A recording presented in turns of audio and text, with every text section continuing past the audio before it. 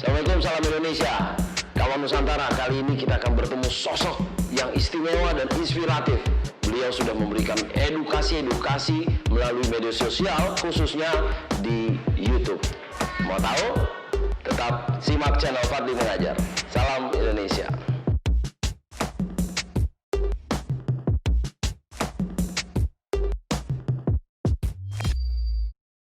Kawan Nusantara, ini dia sosoknya. Halo. Ya, Bung Ridwan Hanif. Assalamualaikum. Waalaikumsalam. Ya, ini dia sosok yang telah mengelola konten YouTube ya, Bung ya, sampai udah 4 tahun ya. Iya, sekitar segitu. Iya. Nah, di 4 tahun yang saya tonton ya di channel Bung Ridwan itu, awalnya itu sebetulnya tidak merujuk ke otomotif dulu ya, tapi malah ada untuk review apa tuh produk-produk yang lain selain otomotif. Apakah dalam mengelola konten YouTube dimulai dengan membuat aja atau gimana tuh menurut Awalnya Bung? itu sebenarnya dari Autonet Max sih. Oh, Autonet ya. 2013. Oh. Kita bikin media, awalnya cuma bikin website, terus kata Kang Idui, kita kan bertiga gitu ya. Iya. Bikin YouTube yuk. Ayo, ya udah akhirnya keterusan 2016 bikin channel sendiri. Oke. Itu baru keterusan. Oh. Videonya masih jalan, Autonet Max masih jalan, saya juga masih jalan. Jadi ada 2 channel YouTube ya Bung ya, ada Autonet sama Bung Ridwan Hanif sendiri. Situasi pandemi kan ngebuat orang beralih lah gitu. Biasanya tatap muka, tapi sekarang kan tidak tatap muka. Nah, pandangan Bung Ridwan tuh soal guru menjadi YouTuber tuh bagaimana? Apakah baik atau bagaimana ke depan? Sebenarnya YouTube itu kan media doang ya. Iya. Ya, kita bisa isi apa aja gitu kan. Nah memang untuk beberapa orang ada yang menggunakan itu untuk ya, kayak popularitas atau Yes. semacamnya. Tapi sebenarnya basically cuma video. Oke. Gitu. Kita bisa masukin konten apa aja. Iya. Entah itu tentang how to, tutorial, Betul. atau materi pengajaran, Iya. kan, atau kita mau manfaatin YouTube Live gitu, misalkan kita mau ngajar secara live di YouTube pun juga bisa. Iya, Jadi, betul. kalau menurut saya sama lah, kurang lebih kayak teknologi itu kalau diikutin itu bisa jadi apa aja. Ada TV, ada Betul. radio, terus tiba-tiba ada internet, ada Iya. email. Itu kan hal yang wajar dan kita emang harus update sama nama teknologi. Betul. Teknologi itu bisa jadi solusi, tapi bisa juga jadi pisau yang kembali ke diri kita sendiri. Oke. Misalnya kayak pisau lah kita bisa pakai buat motong Betul ya. makanan, tapi bisa juga buat Membunuh diri, orang ya. juga bisa. Gitu. Jadi kalau buat saya ya emang paling efektif kita harus update sama teknologi.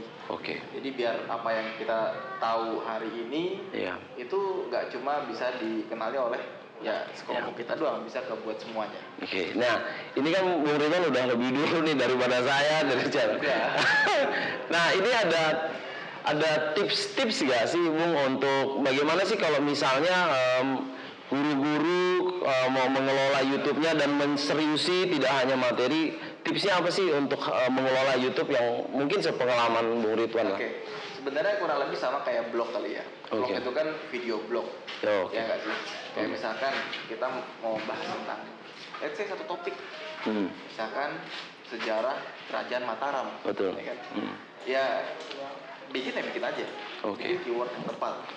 Kalau dulu orang nyari sejarah Kerajaan Mataram gitu kan, kita misalnya ada tugas, Iya. misalnya tugas buat apa namanya, tugas kuliah, Iya. tugas sekolah. Ya nanti orang akan cari, kita akan keluar. Tapi kan sekarang orang nggak cuma ngebaca doang. Oke. Bisa ya ada yang kayak audio visual suka nonton. Nah pasti materi tersebut ya akan ada yang nonton, orang yang cari itu. Tapi kan jumlahnya mungkin nggak seberapa. Betul. Tapi pasti ada. Pasti ada ya. Gitu karena kita nggak mungkin bikin video yang nggak ada orang yang cari juga gitu loh. Iya, iya. Materi yang aneh, apa namanya judul-judul yang aneh gitu. Betul. Ya. Terus, tapi kayak dulu saya bikin tugas-tugas kuliah saya taruh blog. Gitu. Ada aja yang baca tuh. Iya benar. Ya Iksan mungkin lebih tahu. Ya ada Iya. aja gitu. Tugas kuliah, saya taruh, saya bikin judul. Iya, benar. Jadi sama juga kan kita bikin video juga sama. Kita bahas tentang apa, ini perpustakaan, mata kuliah apa, ya kita presentasi, kita ngomong di depan video, rekam, udah publish gitu. Memang mungkin viewersnya nggak akan sebanyak yang konten-konten lain, Betul. tapi pasti ada aja orang yang butuh, orang yang tercerahkan, orang yang tadi nyari informasi jadi dapat sesuatu gitu dari situ. Betul. Dan banyak banget materi yang bisa diupload di sana. Benar. Ya nggak sih? Iya. Matematika ya kan, tiap materi itu ada banyak. Benar. Mau belajar aljabar, mau belajar peluang apa segala macam banyak banget kan. Pasti bisa lah, ada yang bisa diupload. Yang penting tuh diunggahnya ya, diuploadnya ya. Ini adalah informasinya. Informasinya ya. Informasinya berguna, bermanfaat, dan ada orang yang cari. Oke. Tapi mengemas video itu tidak, kalau guru kan ya, ini saya sendiri juga berusaha menghindari memindahkan buku ke dalam video gitu. Nah, apakah kalau memindahkan buku ke dalam video ini menurut Bung Ridwan itu yang nonton bakal bagaimana, kalau malas atau harus kreatif gitu atau gimana sih? Kalau menurut saya gini, tiap viewers itu dia punya preferensi masing-masing. Oke. Ada yang suka dengan pemaparan A, ada yang suka dengan pemaparan B, C, D. Ya, kita nggak bisa judge bahwa oh ini yang terbaik enggak. Tapi mereka ada segmennya tersendiri lah. Iya. Ada orang yang suka dengar oh yang model seperti ini, ada yang suka oh textbook seperti ini, ada macam-macam sih. Jadi kalau menurut saya dicoba aja gitu. Dicoba aja ya. Karena yang paling menarik buat para viewers kan, karena pasti orang kan ada masukan dong. Iya benar. Coba tolong diapain gitu kan. Iya. Makanya komentar-komentar itu kalau kita baca itu sebenarnya bukan menyerang sebenarnya, ada juga yang buat mengembangkan lebih baik lagi gitu. Iya. Dan yang paling penting kan gini, kita misalkan cari informasi gitu ya, terus tiba-tiba nemu video, kita bisa tahu itu videonya bagus atau enggak, ya nggak sih? Iya. Setelah kita nonton. Betul. Tapi kalau kita nggak nonton, kita nggak upload, kita nggak tahu itu bagus apa enggak, ya kan? Kita harus nyoba dulu. Iya. Gitu. Kebetulan saya nggak pernah bikin video tentang pendidikan. Jadi nggak ngerti gitu. Iya. Anak-anak SD, SMP, SMA tuh senengnya nontonnya kayak gimana sih gitu. Iya. Karena ini kan sifatnya bukan entertainment. Betul. Jadi komentar itu menurut Bung Ridwan itu kalau misalnya ada yang negatif misalkan gitu, tapi tetap aja kita nggak usah terlalu terbawa dan menyurutkan mental kita gitu. Biasanya kan yang baru-baru tuh. Makanya kalau kita mau main di YouTube dulu, terutama yang punya anak-anak kecil, suka nanya nih, anak gue pengen bikin YouTube, saran lo gimana? Saran gue dia harus siap, karena yang nonton tuh banyak. Semua orang bisa nonton, yang baik, yang jahat, kebencian segala macam, yang orang punya penyakit mental pun juga ada. Isinya komentar-komentar jahat gitu kan. Iya benar. Jangan sampai nanti gara-gara dia bikin YouTube terus dimasukin ke hati komentar-komentar jahat dari orang yang nggak beres, bawa stres, kan nggak bagus juga buat anak. Maka dia bilang dulu, kamu kalau mau bikin video itu yang nonton tuh banyak. Orang segala macam itu bisa. Iya, ya kan, mau dia orang benar, orang nggak benar, ya kan, orang yang suka sedekah, pemerkosa, segala macam bisa lihat di situ. Benar. Iya. Ada yang ngumpulin, ada grup Facebook tuh kalau pernah lihat ya, ngumpulin foto-foto anak-anak kecil. Oh gitu. Ya, maksudnya akan ada yang kayak gitu, pasti ada. Dan anak kita bisa jadi salah satu yang dibahas di grup-grup tersebut gitu. Nah, kalian siap nggak? Mental ya. Siap, dan nggak akan dimasukin ke hati. Apa, hajar aja. Lanjut aja terus ya. Udah. Oke. Nah, ini kita ke topik pendidikan nih, Bung Ridwan. Menurut Bung Ridwan sendiri, ini pendidikan yang lebih efektif itu yang tatap muka atau kayak seperti saat ini tuh yang tidak tatap muka? Gimana? Bukan ahli ya, Pak. Oh, bukan ya. Gak ngerti ya. Jadi kalau saya memang gini, orang kan preferensinya masing-masing. Saya memang dari kecil itu biasa otodidak ya. Nah, jadi saya dulu waktu SMP belajar Photoshop dari internet.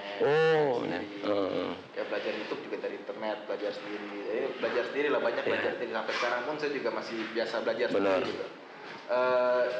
Kalau saya emang suka seperti itu, tapi gak semua orang bisa kayak gitu. Benar. Ya kan, ada yang lebih suka harus datang ke kelas, dengerin dosen. Betul. Ada yang udah gue webinar aja deh, ngeliatin ini di online bisa. Nah, tapi kan tuh kembali lagi ke orang masing-masing. Kalau buat saya lebih suka yang otodidak.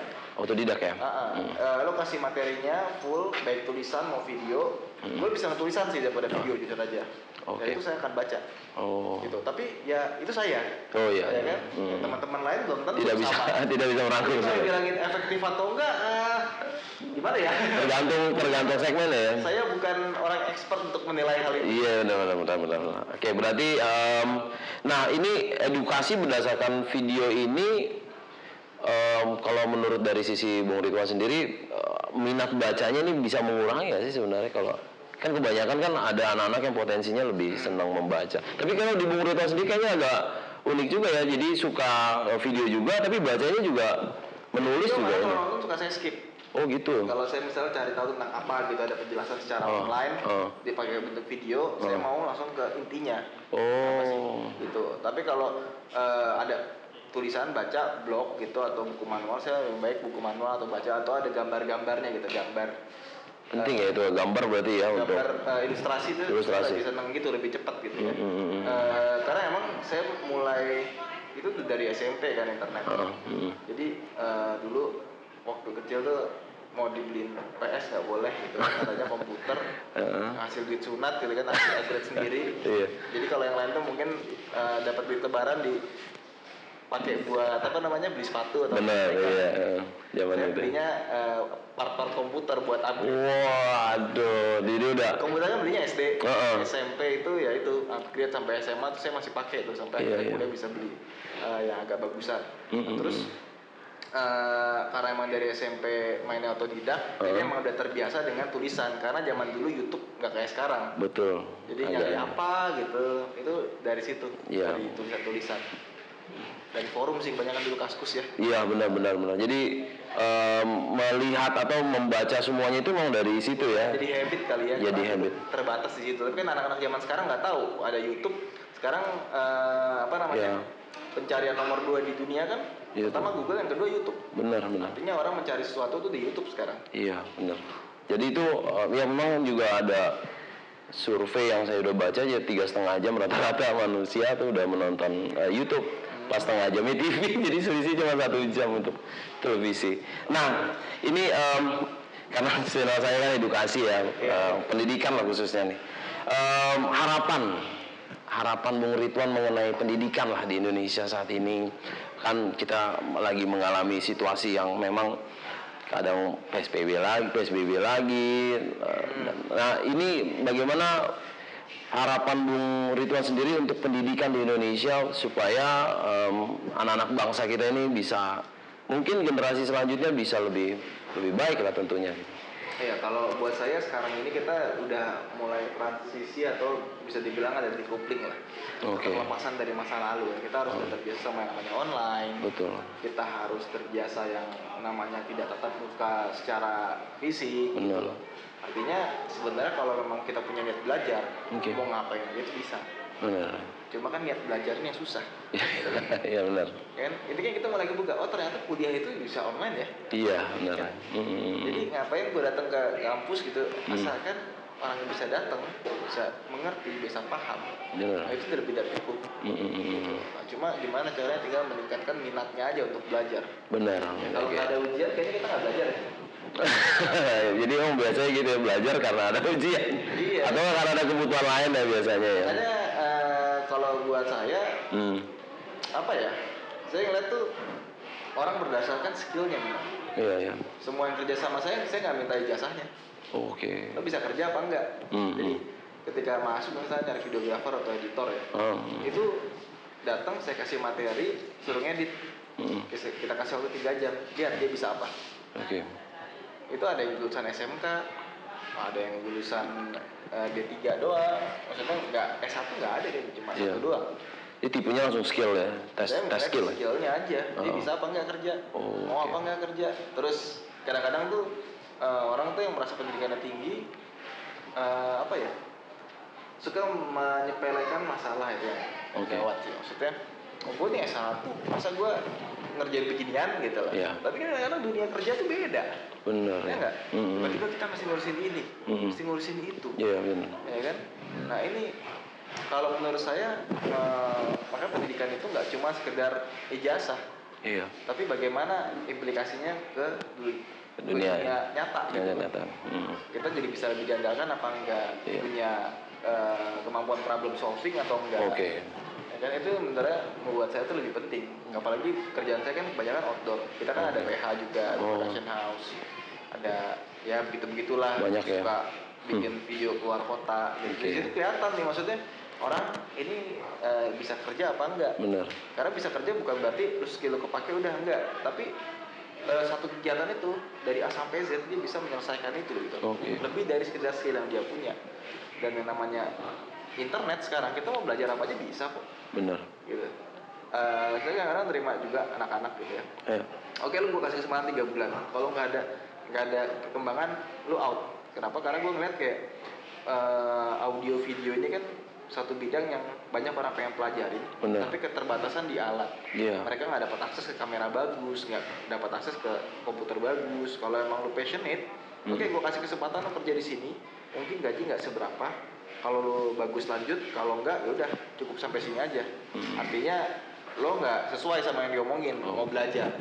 Makanya gue bilang ini kuota YouTube gitu ya, mau nonton apa aja boleh gitu. Gue nggak ngasih ini mau main PS apa segala macam, mau main panahan, Iya, kasih aja. Tapi yang penting kerjaan lu bebas. panahan. Lalu nunjukin bahwa lo itu memang berminat. Oke. Karena gue nggak yakin bahwa orang tuh gue bego gitu, nggak mungkin. Nggak mungkin ya. Asal lo mau belajar pasti bisa kok. Betul. Jadi itu balik lagi, pendidikan itu adalah karakter yang Betul. kalau karakter sudah kuat, skill juga akan mengikuti ya. Bisa dilatih. Iya betul ya. Dan kalau lo beruntung punya akses, lo bisa ngapain aja. Oh. Jangan sampai, karena gue beberapa kali nemuin ya orang bisa videografi, ngasih portfolio bagus.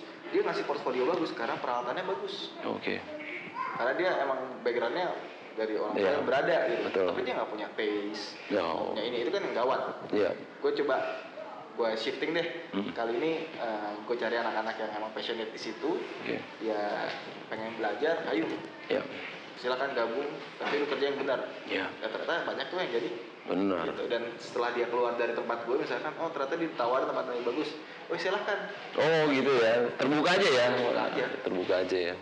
Boleh datang, boleh pergi kalau sudah cukup. Tapi ada seleksinya dulu. Oh iya, benar. Ada ini kok ada. Seleksinya ada lain. Itu yang bisa dipinjem ya. Oke. Terima kasih nih Bung Ridwan ya atas waktunya. Kawan Nusantara, itu dia diskusi atau ngobrol-ngobrol saya dengan Bung Ridwan Hanif ya. Menurut beliau adalah pendidikan itu tergantung dari karakter yang diciptakan ya oleh sistem pendidikan itu sendiri. Nah, terima kasih Bung Ridwan atas waktunya. Kawan Nusantara, tetap nonton channel Fadli Mengajar. Subscribe, langganan, berikan komentar yang membangun, dan klik tombol like. Salam Indonesia.